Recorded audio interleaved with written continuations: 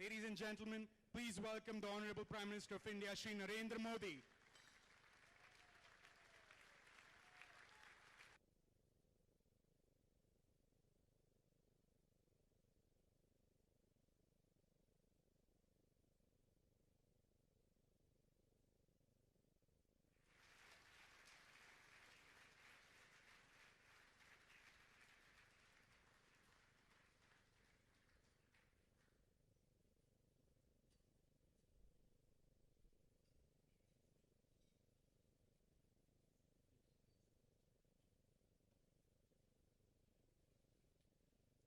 Please sit down.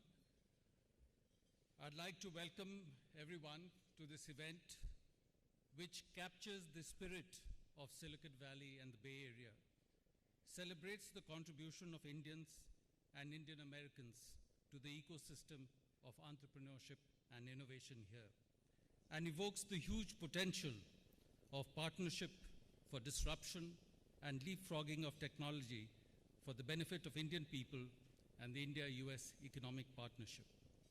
So I'd like to thank everyone present, and especially the Prime Minister of India, for gracing this occasion.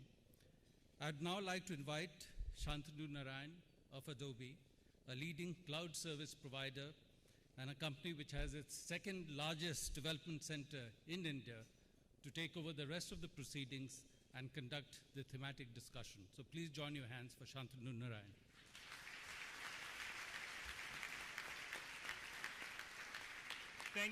Thank you for that introduction, Ambassador Singh, and thank you and the sponsors for putting this event together. It is clearly my great privilege to welcome Shri Narendra Modi ji, the Honorable Prime Minister of India. On behalf of everyone here today, welcome to Silicon Valley. It's an honor to have you here.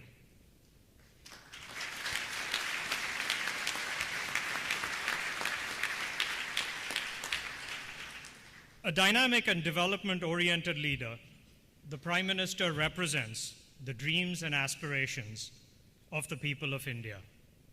His promise, Sabka Saath, Sabka Vikas, is a beacon of hope for all, and his vision is being realized in broad-reaching programs, including improving the financial inclusion through Pradhan Mantri Jan Dhan Yojana, promoting a cleaner India through Swachh Bharat, and creating skilled manpower and entrepreneurs through his Make in India program.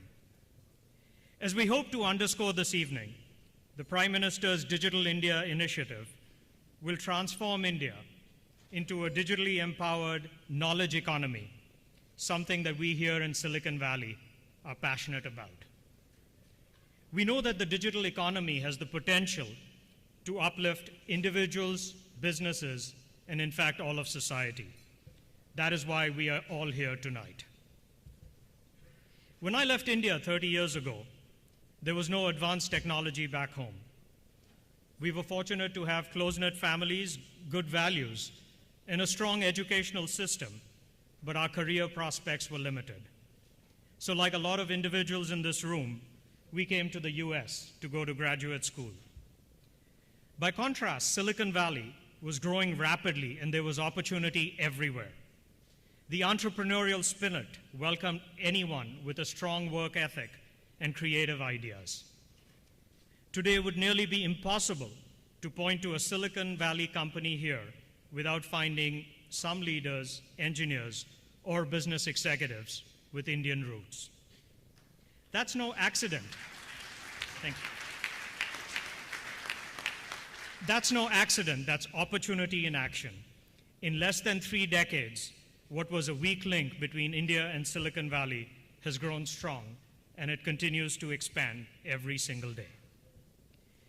We all know that India's embrace of technology has already changed its destiny, and unlike 30 years ago, today's college graduates enjoy an abundance of opportunity at home. With the internet bringing the world closer together, India is successfully competing in global markets with its greatest asset, its people. India is now an undeniable force in engineering, software development, as well as services. The objectives of the Digital India Initiative lay the foundation for the next phase of innovation in every sector in the Indian economy, from government services to banking, from education to healthcare, mobile and beyond. This is the type of leadership and vision that India needs in order to flourish in the digital era. Our speakers tonight will paint a vision of how digital India can be achieved, from smart network cities to data-driven business productivity to a more educated and informed population connected through affordable devices. It will also undoubtedly bring India and Silicon Valley closer together. At Adobe, we're pleased to support Digital India and India's transformation into a digital economy. We believe that digital transformation begins with people and not technology. And while most people know us for Photoshop or Acrobat, we understand that creative expression and mass communication through magazines, websites, mobile applications is no longer sufficient. The interaction between business and customers, a school and its students, and a government and its citizens, that is what is going to drive success. To have an impact, businesses and public sector institutions must deliver highly customized, personalized, engaging experiences to every citizen. And in order to do that, they must understand what the individual person wants to accomplish, where they've been, and what they are trying to do.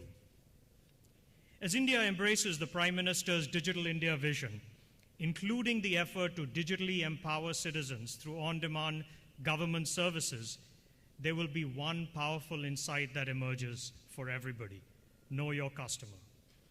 Citizens everywhere need easy access to information, clear understanding of their rights and responsibilities, and the ability to transact easily with every form of government.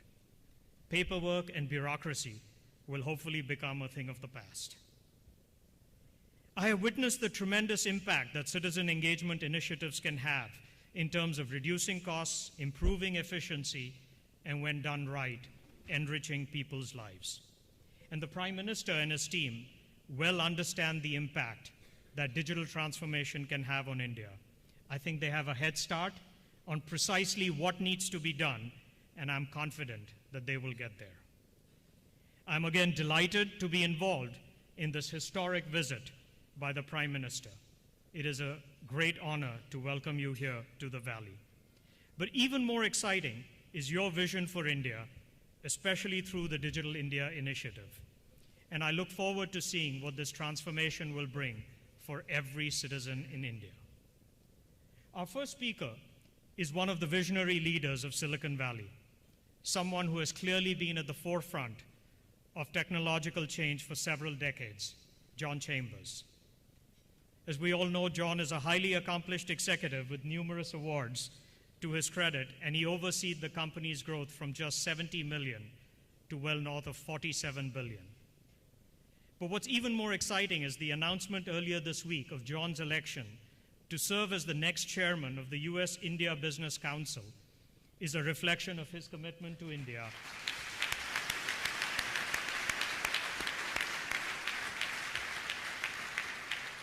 and the over 30,000 Cisco employees there. It is safe to say that John certainly believes in the vision of Digital India. Ladies and gentlemen, it's a pleasure to introduce John Chambers.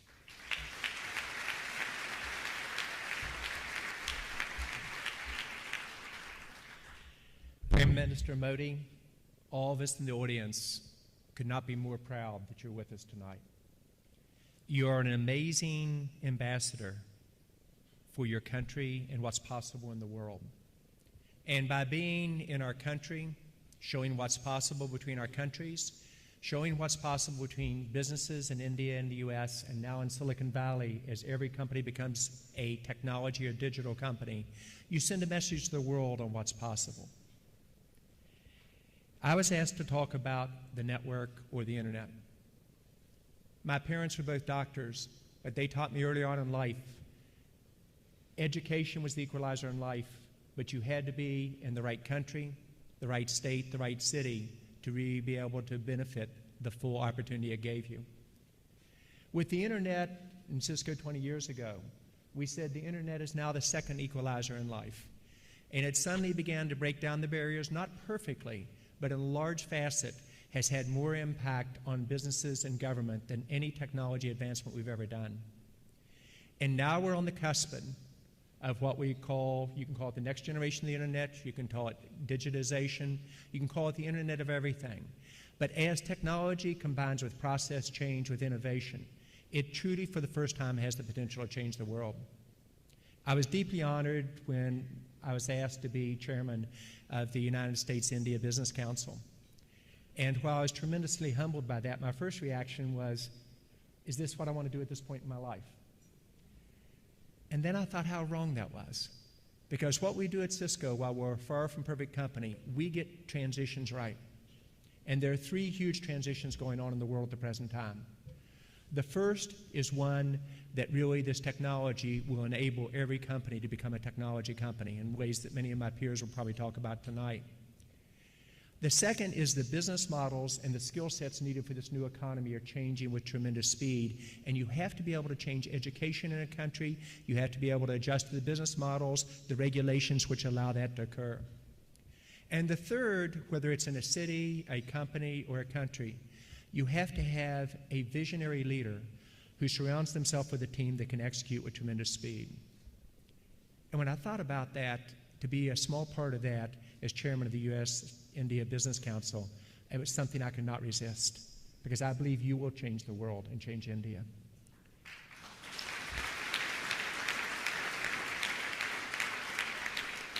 For those of you who are doubters and say this is a vision and it won't happen, I want you to go back to the information age, which literally occurred from 1990 to 2010.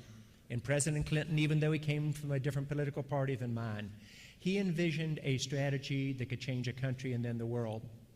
And during his 8 years of leadership, 22 million jobs, 18% growth in GDP, 17% growth in real per capita income by the average person in America. This will be an instant replay, except it will be 5 to 10 times the size. And it's the exact same principles that really drive it through. Our cut on this just 5 years ago was $19 trillion, the size of the U.S. economy in a decade. That's 1 to 3% growth of every country in the world GDP-wise, ongoing for a decade. But it now looks like that number is going to be too conservative. And when you travel around the world, Mr. Prime Minister, you had the vision ahead of many of your peers. But when you talk to Chancellor Merkel in Germany, or Cameron in the UK, or Hollande in France, or Renzi in Italy, the leaders, they all understand that every country has the potential to go 1 to 3% in GDP. They have the chance to generate a large number of jobs, but for the first time for them to be inclusive jobs for everyone in the country, regardless of age or geographic location. It will change healthcare and education in a way we're just beginning to dream. It will usher in a new generation of startups and capabilities that truly will make an innovative India and an innovative world. It will be able to do so at the same time of addressing the challenges such as our environment. And so now you see a race for who's going to move the fastest, who's going to have the courage to move with that type of capability, and the willingness not just to do the technology, which will be the easy part, but the process and the organization and structure changes to do the innovation. If you look to the Prime Minister's vision and you begin to think what is possible in terms of what I just talked about, it is amazing how quickly that can occur. Now I'm going to say something that will make a lot of businesses in this room uncomfortable. Whether you're in the US or India or Europe, 40% of us won't be around in 10 years. This is a period whether you better disrupt or you're going to be disrupted. True of companies regardless of the size of countries. And you've got to have the courage to go knowing there'll be bumps along the way. So when you look at Prime Minister Modi's vision of a digital India, a manufacturer in India using this inflection point that is occurring, what we do very well at Cisco is see that inflection point occur, and you compete not against other countries or other companies, you compete against your ability to innovate and the ability to skill in India, not 1 million jobs a year, but 1 million jobs new incremental a month. Think about how this gives you the vehicle with digital manufacturing that would not have been there before to make in India. 100 smart cities, 240,000 villages. Your vision, I believe, will happen. It takes a country and a leader that has the courage to do that. It also takes, going back to my opening comments, you have to get the market transitions or the tipping points right. This digital age is now upon us. So the technology transition is there. Second, you have to see the business models and the skills that employees need to participate in this new economy. So it isn't dependent upon which city you're in or which state or which country. And then you've got to have a charismatic leader who has the courage to make the changes, who knows at times they'll be second-guessed, that is willing to disrupt or be disrupted, and can take those tremendous ideas in a simplistic way and bring it to life. It's an honor, Mr. Prime Minister, for you to be here in Silicon Valley. We within USIBC will be there for you. I think Silicon Valley will be there for you, and I think the United States and India will be very strong together because of your leadership. Thank you.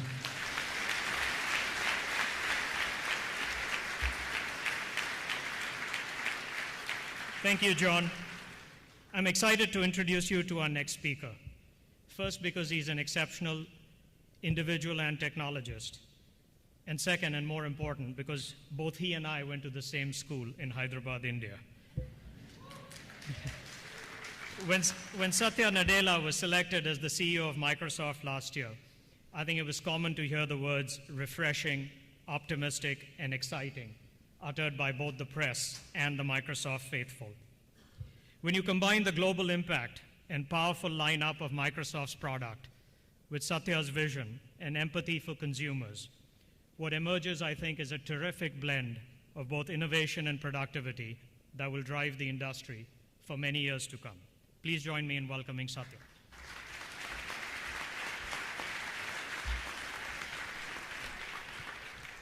Thank you so much, Shantanu.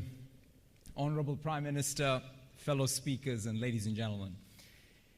It's a real privilege to have a chance to share a few thoughts today on technology and its potential to help realize the broader vision and priorities that the Prime Minister has set. In June of this year, I had a chance to visit Nanyuki in Kenya. It's 200 kilometers north of Nairobi. I visited a rural school. That day in one of the classrooms I visited, they were engaged in a Skype classroom session with another school. To my very pleasant surprise, the other school happened to be in rural India. And the students were interacting with each other, learning from each other. The teachers helped explore concepts across economy, culture, geography. It was pretty amazing. That little anecdote speaks directly to our mission at Microsoft. We want to empower every person and every organization on the planet to achieve more. We believe that technology can be a powerful tool that enables human ingenuity to flourish. We want to help people make things and make things happen. The Indian school participating in the Skype classroom session is a great example of that. It is a school in the Srikakulam district of Andhra Pradesh. We worked with the Indian Research Education Network to bring low-cost broadband connectivity using TV white space technology to that rural school. We're now working to pilot the same in Varanasi. And our plan is to partner with the Government of India, the state governments, the telecommunications company, and the local ISPs to take this technology to 500,000 villages in India. We believe low-cost broadband connectivity coupled with the scale of the cloud computing and the intelligence that can be harnessed from data can help drive creativity, efficiency, and productivity across governments and businesses of all sizes. This in turn will drive more affordable products, services, and access to opportunity for all of India. To that end, next week, we're going to announce the availability of our cloud services operating out of India data centers. This is a big milestone and a key part of both Make in India and Digital India. Bringing world-class infrastructure to India, respecting India's digital security, sovereignty, and privacy is a key milestone for us. The benefits of cloud technology are broad. In fact, in education, and another example that the government of Andhra Pradesh to build machine learning models using all of the enrollment data coming out of schools so that they can detect the dropout rates and and harness the scarce state resources to really impact the schools that need it most, the students that need it most. We're already working with the governments of Tamil Nadu, Maharashtra, and many more in broad variety of applications to bring that next level of efficiency and productivity to government services. We're enabling smart cities. In fact, the Prime Minister referenced Surat before when we were talking privately. In Surat, using our City Next framework, we are working with local authorities to make data and analytics available for both the municipality of Surat as well as the citizens of Surat so that they can make smarter decisions as it relates to their education, their energy, and logistics. We're partnering with L.V. Prasad Eye Institute that has already served over 20 million Indians to bring more affordable care and better post-operative care using data and the cloud infrastructure. The cloud is benefiting businesses of all sizes, and I was amazed to see the number of small businesses that are able to take advantage of it. Essent Yarns in Ahmedabad, Bakewell Biscuits in a remote village in Gujarat, Electrosteel in Kolkata, Fortis Healthcare, or a high-growth startup like Zoomcar or Plus Text. All organizations using technology to amplify their ingenuity and make things happen. I want to end, though, by sharing a very personal story.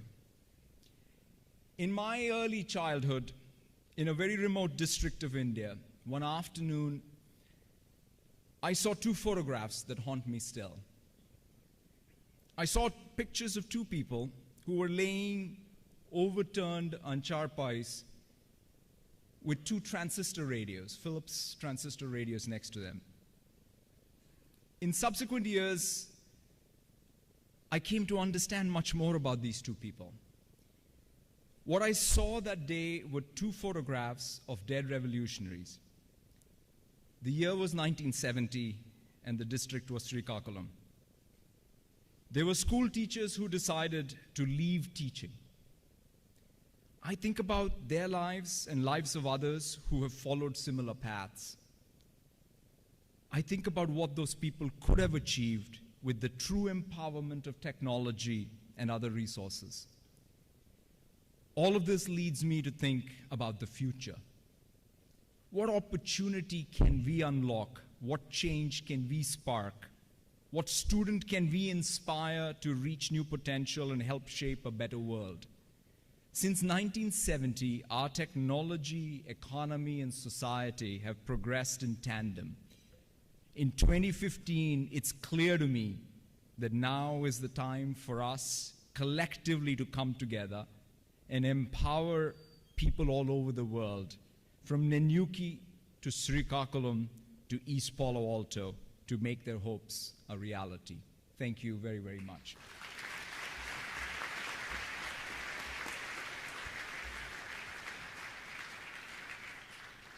An inspiring story about opportunity. One of the unique things about Silicon Valley is that they're engineers and technologists running companies. With more than 50 patents in the wireless industry to his credit, Paul Jacobs is an engineer's engineer. But as the executive chairman and chairman of the board at Qualcomm, Paul is now guiding the global leader in mobile chipsets and technology licensing, enabling the beloved devices and smartphones from all the world's leading brands in mobile.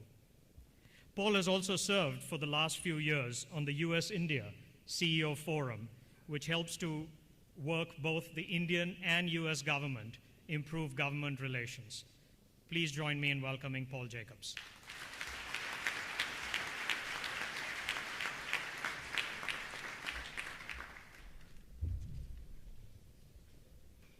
It's a tremendous honor to be here tonight, and thank you, Mr. Prime Minister, for being here with us. It's really great to see this kind of interaction with the American technology community. And I think your presence really demonstrates that there are tremendous bonds between our countries, societies and our economies. We're extremely excited, and I have to say motivated, by the Prime Minister's Digital India vision. And I think it's fair to say that without mobile technology, there probably is no digital India, because it's provided affordable access to mobile broadband. And we've been able to work in India for more than 2 decades and worked with many Indian partners and feel very proud of our ability to have contributed to the mobile revolution there. We're a very R&D intensive company, and really we only take our products to market through partnerships with other companies, and it's very important for us to be able to build an ecosystem and supply the chipsets to these companies, and also to transfer technology to our partners through our licensing programs. So mobile technology really is transforming pretty much every facet of our lives. I don't need to say that to anybody here. I think we all understand that quite well and quite viscerally. The kind of growth that we've seen in the last 20 years that we've been involved in India, globally we've gone from 85 million connections to 7.2 billion connections. It's an amazing thing, and really makes you think, how did we get to where we are today, and how has India gotten to where it is today in the mobile revolution? My history starts back in '94. I was an engineer running what we called our Wireless Local Loop project, which was using cellular technology to bring telecommunications to people, but it looked like a desk phone. Of course, people being very ingenious took their cellular desk phone and started driving around with it in their car. But that was because back then, cellular technology in India was really voice-dominated, and it was quite expensive and limited. And by the way, it was quite hard to get a wireline phone as well back at that time. So we had this second-generation CDMA technology was being adopted around the world, and I have to say that Indian operators were had great foresight and really understood early on the value of a technology which could give them superior coverage, great voice quality, and importantly, very efficient use of the spectrum, because what then occurred was in '96 this one nation, one rupee tariff, which radically decreased the cost of connectivity and gave that to many, many people in the country. And over the decades, we've obviously continued to work with all of the operators in India as they really strive to provide affordable mobile data. And as we are going through these technology transitions, 2G to 3G to 4G, really trying to help the operators manage this tremendous and ever-growing demand for mobile broadband. And one of the things I'm very proud of is that we've already seen the launch of 4G technology, much faster speeds at the same kind of pricing that we've seen 3G, and it's quite inexpensive. One phenomenal statistic, talking about being an engineer, I have to talk about numbers, of course. So we see that today there are 121 million mobile broadband users in India, and that far outnumbers the wireline broadband base of 15 million users.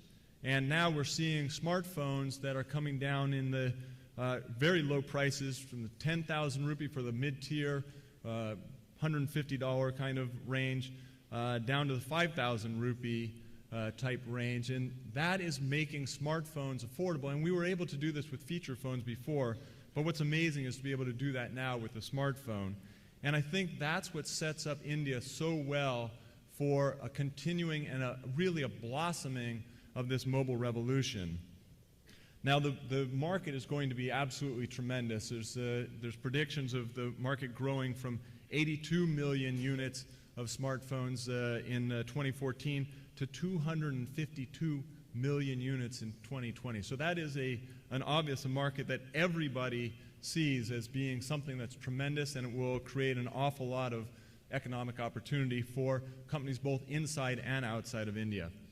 But the thing that I find really fascinating about the potential for India is that India already has more internet traffic on mobile devices at 65% than most other countries. In fact, maybe the leading country. And in fact, there's been studies now looking at how Indian consumers value having mobile broadband, and they valued it at 45% of their nominal GDP per capita. So that's a tremendous stat that people are willing to put so much of their own income on that. And so now we're seeing that Indians are signing up for services very rapidly, 52 million people in 2014, and that makes India the second largest telecom market in Asia. And we are seeing now that telecom is penetrating farther and farther into rural areas and connecting up people.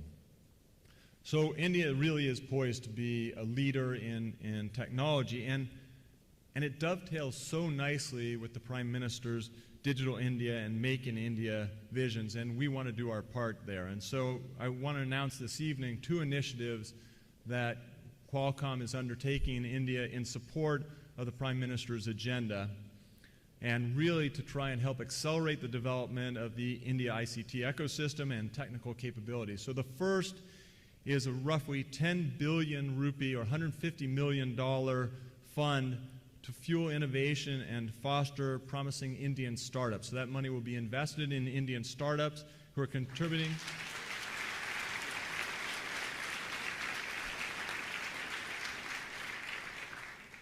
to startups that are contributing in the mobile and Internet of Everything ecosystem. And we're very excited about the prospects there. We've actually been investing in India since 2007, have over 20 portfolio companies so far, and we expect that to grow very rapidly going forward. The second initiative we call Design in India, which really dovetails and supports the Make in India vision of the Prime Minister. And what we really want to see, and it's something that we've been able to do in other countries, is build a local ecosystem for product design. And you say, why design? And it's because India really has this fundamental advantage. It is known worldwide for having an innovation and knowledge economy. And already, Qualcomm has thousands of employees there that are designing chips that go into, I would have to say, probably every single person's smartphone in this room. You're carrying around technology that has been designed in India already. So the start is already there. So we're going to set up an innovation lab to support this, and we are going to have design challenges, so a competition to support this, and we're very focused on setting up a large number of new design houses in India to design products in India, for India and for the rest of the world.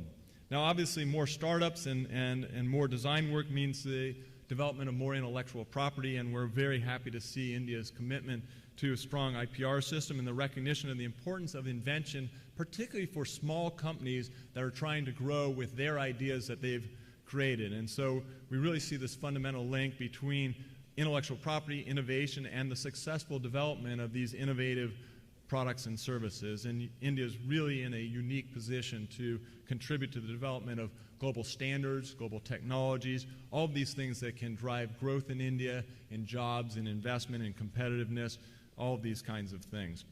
By the way, in our industry, we've seen some really tremendous positive steps by the government in terms of new spectrum auctions that have recently happened. We were very happy to see that happen, and we hope to see even more come up because spectrum clearly is the lifeblood of getting this mobile broadband out to everyone. And I just want to touch to close on what the impact of mobile can have on people in very far-flung regions. We have a project called Wireless Reach where we use mobile to benefit underserved communities. And one of the more famous parts of this program was a project we called Fisher Friend in Tamil Nadu, where people use mobile apps. And these used to be mobile apps that started on feature phones. And they would allow fishermen to understand weather conditions and market conditions and where to find the fish. And it really helped improve the economic conditions. Another project that we've worked on is just last week we launched a partnership with the National Health Mission of the state government of Uttar Pradesh. And there it's focused on frontline healthcare workers that are working to improve maternal, neonatal, and child health. And it's using smartphones and an app to give the health workers the tools to allow them to quickly assess sick newborns, and really the hope is that this will reduce infant mortality tremendously. And let me close with the one that we've done with Sesame Street recently, where we've taken the content from Golly Golly Sim Sim and put it onto the phones and collaborated and brought it into the schools. And so it's a play and learn project in collaboration with Sesame Street, and it's shown that mobile game-based learning really can help the children have better outcomes in school, in the primary school.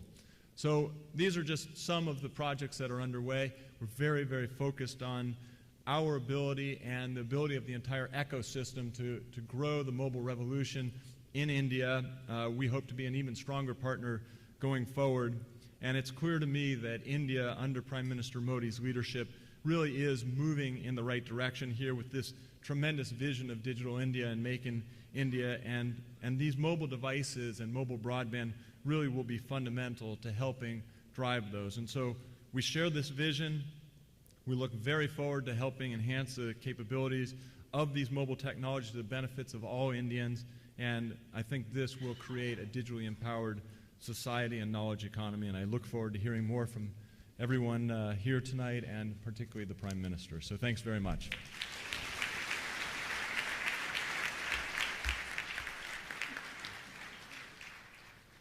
Until this summer, when he became CEO of Google, I think people outside of Silicon Valley may not have known much about Sundar Pichai, and yet they knew his products very well. There are more than 1 billion people all over the world who use the products he's had a significant hand in, including Google Search, Gmail, Google Maps, and Android. And I know what attracted Sundar to Google was its ability to be the great equalizer, an enabler to everyone around the world. Sundar's passion for empowering those who've been left behind in the digital revolution and those who haven't had the enormous benefits of pocket computing and those who don't live yet in an information society is very exciting. Please join me in welcoming Sundar Pichai.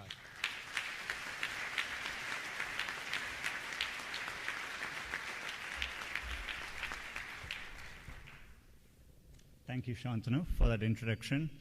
And thank you, Prime Minister Modi, and distinguished guests and friends. It's exciting to be here, to be part of this conversation. Adobe, Cisco, Microsoft, and Qualcomm, these represent the best of technology, and very excited to be on stage with all of them as well. Ultimately, what unites all of us as companies is the belief that driving technology forward will really improve people's lives in India and all around the world. I'm not just excited because, like many of you, I grew up in India. I'm excited because I deeply care about technology and know that India will play a big part in its future. A lot of that is because Prime Minister Modi is driving that forward. He has accelerated India's efforts to become the next global hotbed of innovation and entrepreneurship. More importantly, he understands that technology is an enabler to drive change at a massive scale, the kind of scale that India needs. Today, there are plenty of people in India who have smartphones and access to the web. It's almost surreal for me to step back and internalize all of this. Growing up, I still remember when my family, after many years of waiting, we were one of the few lucky families to get a rotary phone. It was a big event in our neighborhood. People all came to our home, and I personally dialed the number 9 as many times as I could, and it allowed us to connect with friends. I literally saw how it changed our lives. Fast forward to today, there are more than 300 million users who have access to the internet and smartphones. And India is the fastest growing country in the entire world in the rate at which it's adding internet users. It's not just being online, it's what do you do when you get online. People are educating themselves. They're connecting with loved ones. They're creating and sharing videos. For example, in YouTube, there are many homemakers in India who make a living by posting cooking videos online.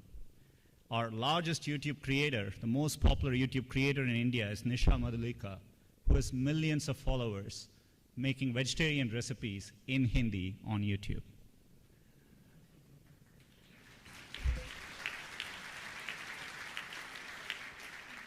People are starting businesses too. In Chandigarh, a one-man retailer was selling water pumps, and he decided to take his business online, and he's the largest retailer of water pumps in Maharashtra and Tamil Nadu. These stories are not unique. They are happening all over the country, and they happen every day. I was in India last year, and I had a chance to speak to entrepreneurs as part of a NASSCOM 10,000 Startups initiative. I could feel the change in the air. I met hungry entrepreneurs, the same kind of entrepreneurs I meet in the Valley. The combination of that, their motivation, and Indians coming online at an unprecedented scale, it was very clear to me that this is once-in-a-lifetime opportunity. And the evidence is there all around us. There are more than 3,000 startups in India. By many metrics, India is the fastest growing startup nation in the world. Companies like Flipkart, Hike, Quicker, Zomato, Snapdeal, these are all evidence of this happening all around us. They are not just Indian success stories, they are global success stories, and they'll create thousands of jobs. We at Google are proud of what's happening in India, and we share the Prime Minister's vision for a digital India. We want to play our part.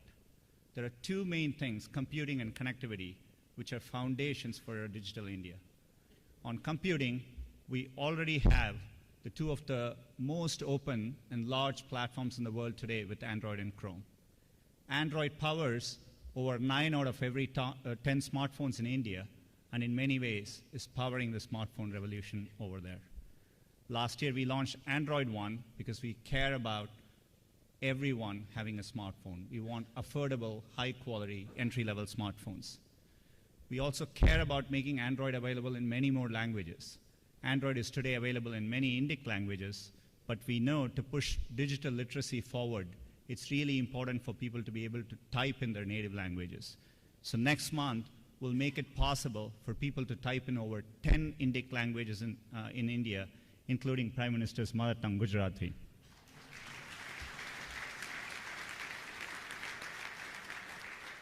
We are bringing Chromebooks to schools throughout the country, giving kids access to more information. And finally, we are working on many connectivity projects, including an important announcement in terms of bringing connectivity to railway stations throughout India, which we'll announce with Prime Minister Modi tomorrow at Google. All of this goes to the heart of why our company exists, giving access to information and knowledge to more people. It's the core mission of Google.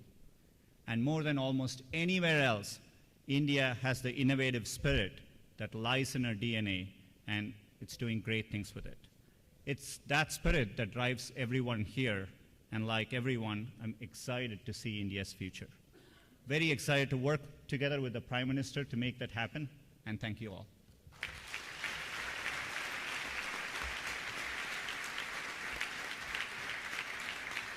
Thank you, Sundar. It is now my great privilege to introduce to you our guest of honor tonight, Shri Narendra Modi ji, the Honorable Prime Minister of India.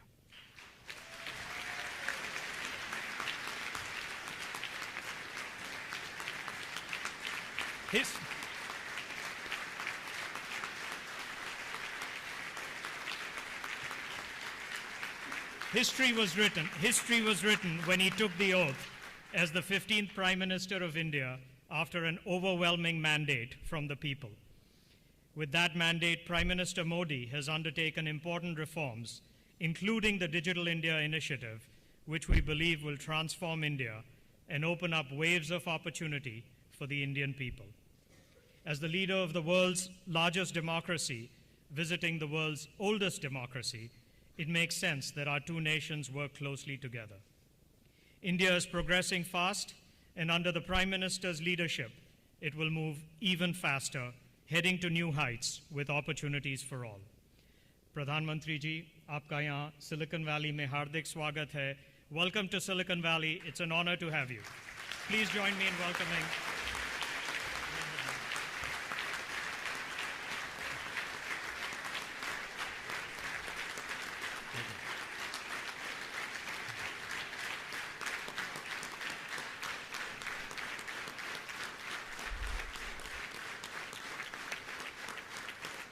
Thank you, Shantanu. Thank you.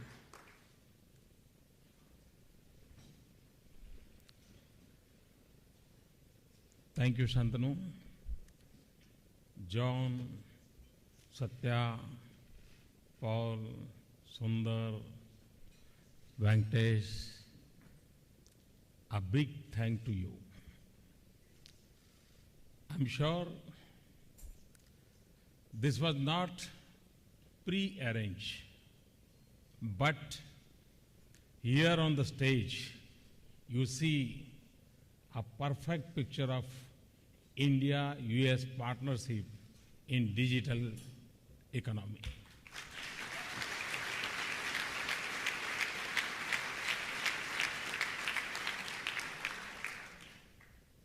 Good evening, everyone.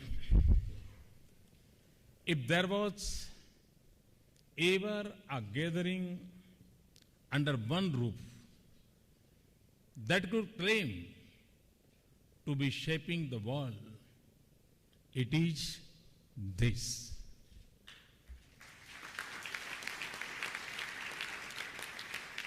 And I'm not talking about those in public office here or in India.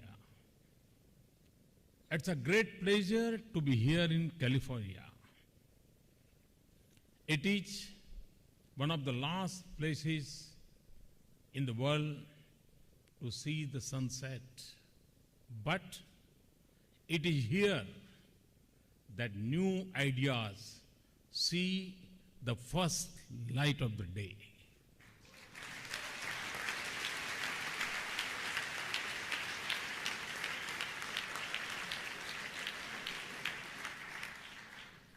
It's a great honor that you have joined us tonight. I have met many of you in Delhi and in New York and on Facebook,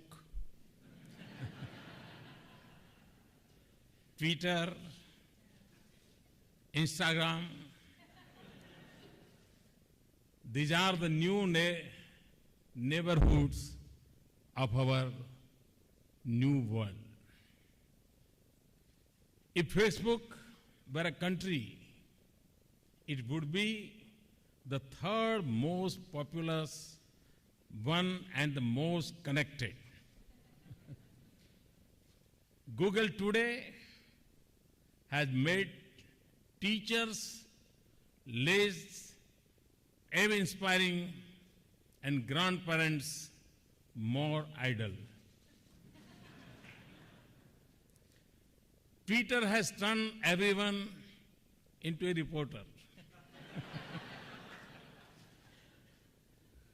The traffic lights that need to work the best are on Cisco routes, Cisco routers.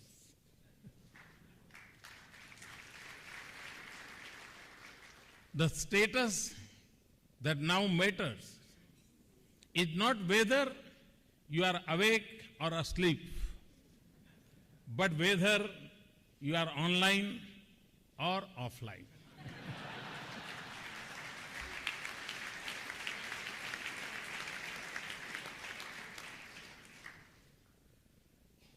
The most fundamental debate for our youth is the choice between Android, iOS, or Windows.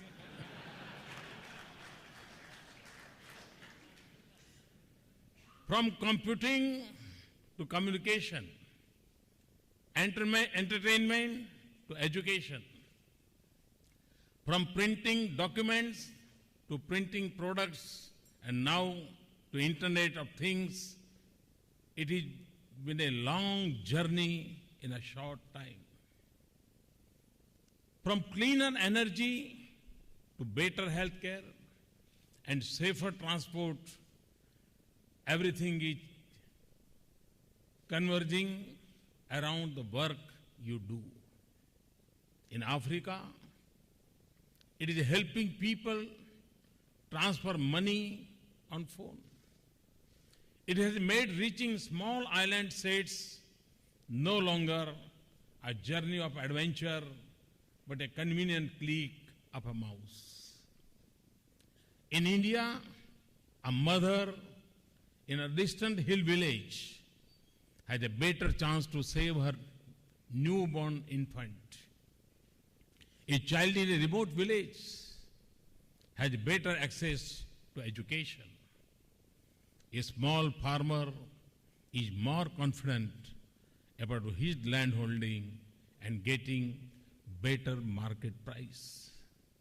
A fisherman on the sea has a better catch, and a young professional in San Francisco can Skype daily to comfort her sick grandmother in India.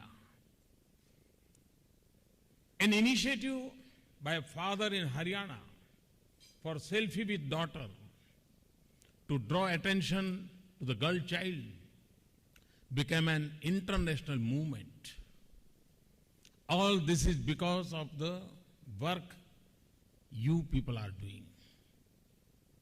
Since my government came to office last year, we have attacked poverty by using the power of networks and mobile phones to launch a new era of empowerment and inclusion.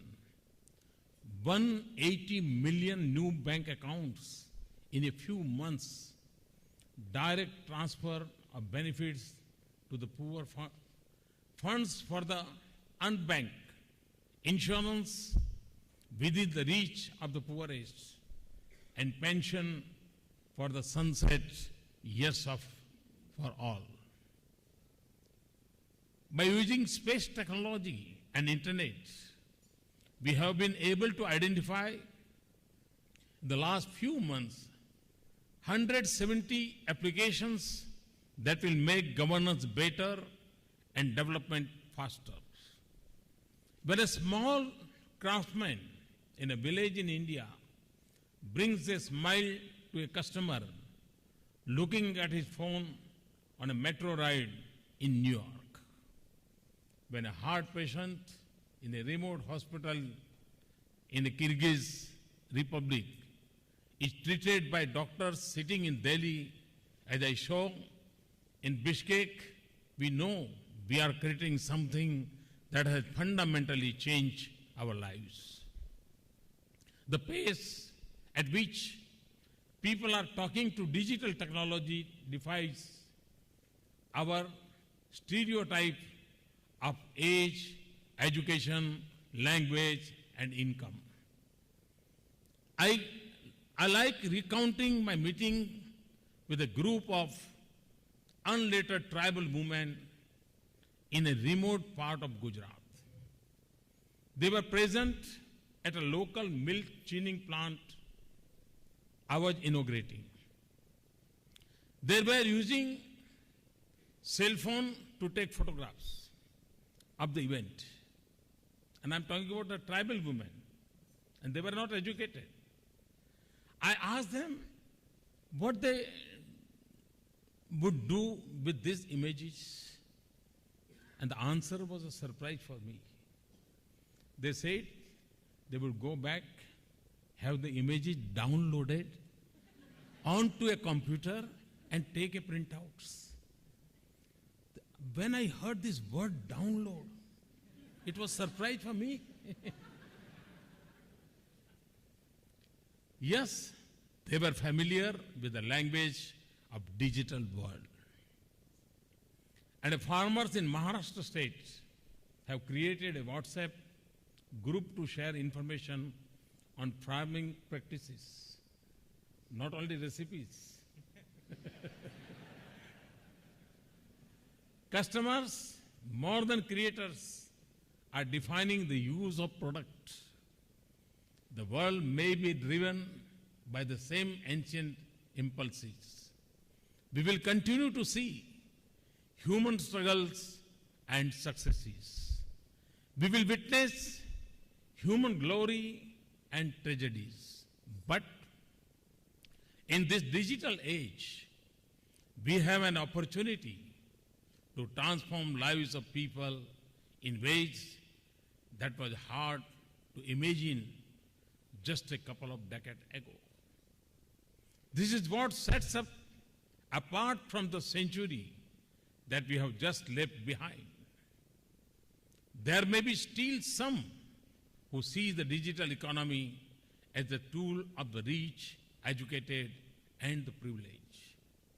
But ask the taxi driver or the corner vendor in India what he has gained from this cell phone, and the debate gets settled. I see technology as a means to empower and as a tool that bridges the distance between hope and opportunity. Social media is reducing social barriers. It connects people on the strength of human values, not identities. Today, technology is advancing citizen empowerment and democracy that once drew their strength from constitutions. Technology is forcing governments to deal with massive volumes of data and generate responses not in 24 hours, but in 24 minutes. When you think of the exponential speed and scale of expansion of social media or a service, you have to believe that it is equally possible to rapidly transform the lives of those who have long stood on the margins of hope. So friends, out of this conviction was born the vision of Digital India. It is an enterprise for India's transformation on a scale that is perhaps unmatched in human history.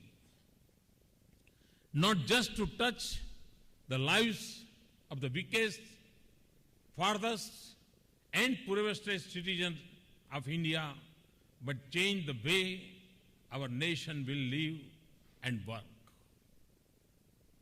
For nothing else will do in a country with 800 million youth under the age of 35 years, impatient for change and eager to achieve it. We will transform governance, making it more transparent, accountable, accessible, and participative. I spoke of e-governance as a foundation of better governance, efficient, economical, and effective. I now speak of m-governance or mobile governance. That is the way to go in a country with 1 billion cell phones and use of smartphones growing at high double-digit rates. It has the potential to make development a truly inclusive and comprehensive mass movement. It puts governance within everyone's reach. After mygov.in, I have just launched the Narendra Modi mobile app. They are helping me stay in close touch with people.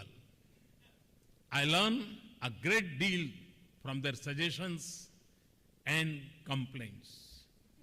We want to free our citizens from the burden of excessive paper documents in every office. We want paperless transactions. We will set up a digital locker for every citizen to store personal documents that can be shared across departments. We have set up e-beach portal to make approvals for business and citizens easy and efficient so that they concentrate their energy on their goals, not to government processes. We are using technology.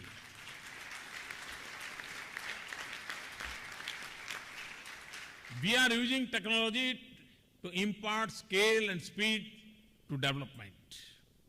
Information, education, skills, healthcare, livelihood, financial inclusion, small and village enterprises, opportunities for women, conservation of natural resources, distributed clean energy, entirely new possibilities have emerged to change the development model. But for all this, we must bridge the digital divide and promote digital literacy in the same way that we seek to ensure general literacy. We must ensure that technology is accessible, affordable, and adds value. We want our 1.25 billion citizens to be digital connected. We already have broadband usage across India go up by 63% last year. We need to accelerate this further. We launch an aggressive expansion of the national optical fiber network that will take broadband to our 600,000 villages. We will connect all schools and colleges with broadband.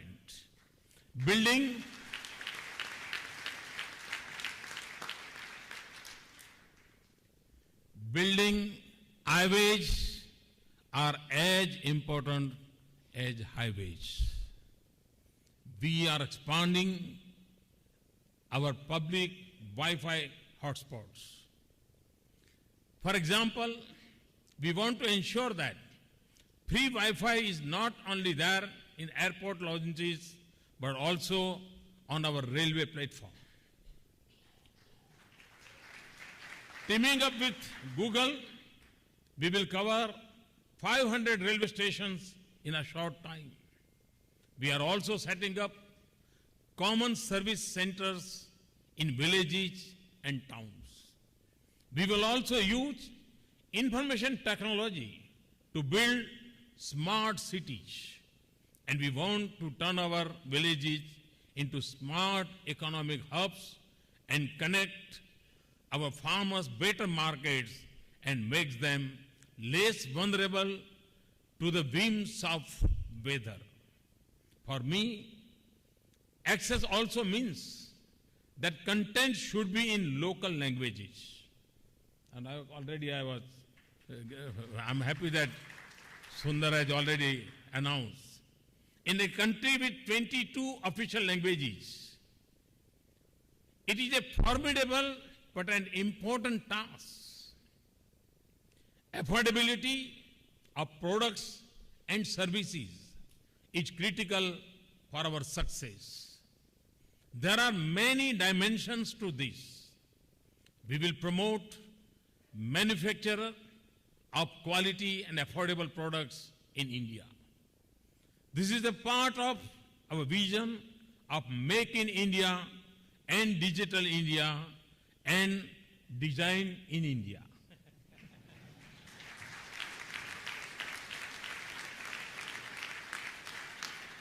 As our economy and our lives get more wired, we are also giving the highest importance to data privacy and security, intellectual property rights, and cyber security.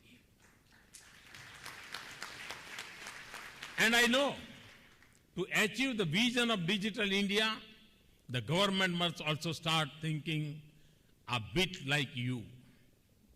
So, from creating infrastructure to services, from manufacture of products to human resources, development from support governments to enabling citizens and promoting digital literacy, Digital India is a vast cyber world of opportunities for you. The task is huge.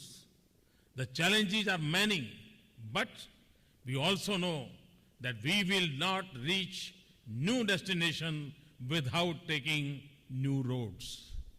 Much of India that we dream of is yet to be built.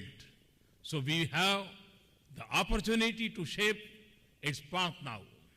And we have the talent, enterprise, and skill to succeed. We also have the strength of the partnership between India and the United States. Indians and Americans have worked together to shape the knowledge economy. They have made us aware of the vast potential of technology. From large corporate to young professionals in this great center of innovation, each can be part of the digital India story. The sustainable development of 1/6 of humanity will be a major force of good for our world and our planet. Today, we speak of India-US partnership as a defining partnership of this century. It hinges on two major regions. Both converge here in California. We all know that the dynamic Asia-Pacific region will shape the course of this century. And India and the United States, the world's two largest democracies, are located at the two ends of this region. We have the responsibility to shape a future of peace, stability, and prosperity in this region. Our relationship is also defined by the power of youth, technology, and innovation. This can ignite a partnership that will advance and sustain prosperity in our two countries. Even more, in this digital age, we can draw on the strength of our values and partnership to shape a better and more sustainable future for the world. Thank you very much. Thanks a lot. Thank you.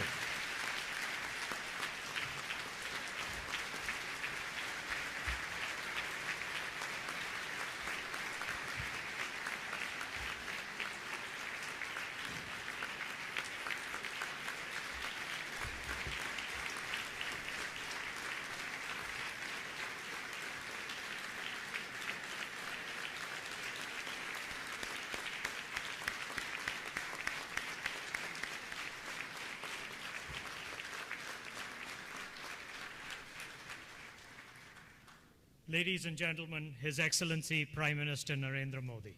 Thank you very much.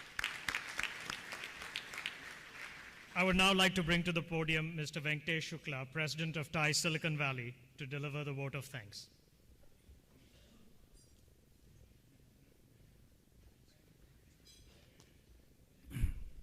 Thanks, Shantanu. I'm probably the only guy on the stage who needed to be introduced. As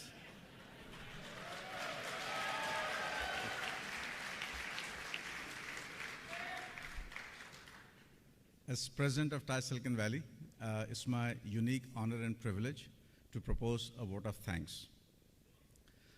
First of all, I'd like to thank all of you. You guys are movers and shakers of Silicon Valley, and your presence in such large numbers is what makes this a historic event. Please give yourself a round of applause.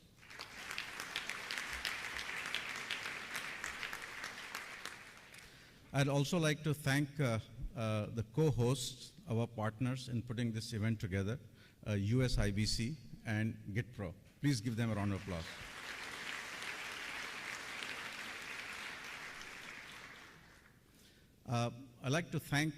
I really would like to thank the outstanding, Ambassador Arun Singh for his outstanding leadership in arranging this visit,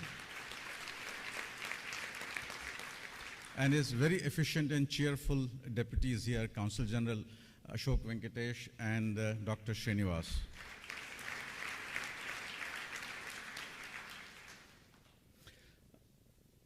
So also like to thank Shantanu for his outstanding leadership in putting this panel together and being an outstanding MC. Thanks, Shantanu.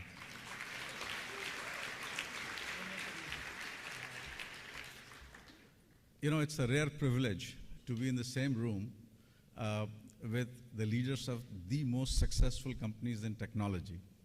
it's even more rare to hear their perspectives together. So please give a round of applause to John, to Satya, to Paul, and to Sundar.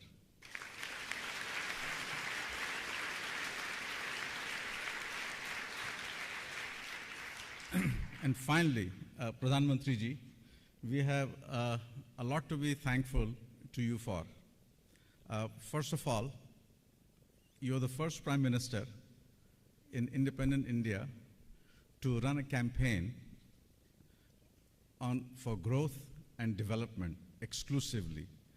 You didn't, it was not based on caste, region, religion kind of a politics. It was not based on populist promises.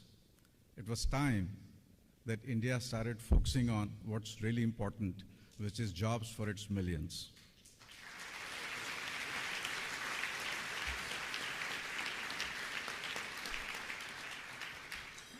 Sir, we are also thankful to you that we don't hear dreaded expressions like tax terrorism and policy paralysis anymore.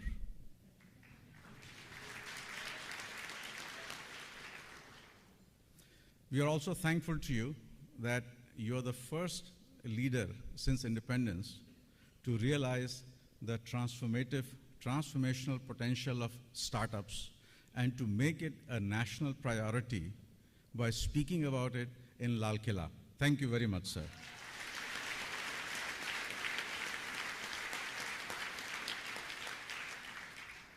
Finally, we are very, very thankful that you came to Silicon Valley. And we are very thankful that you made Silicon Valley, you showcased the importance of Silicon Valley, and you showcased the importance of Silicon Valley and India working together. We are very, very thankful to you, sir.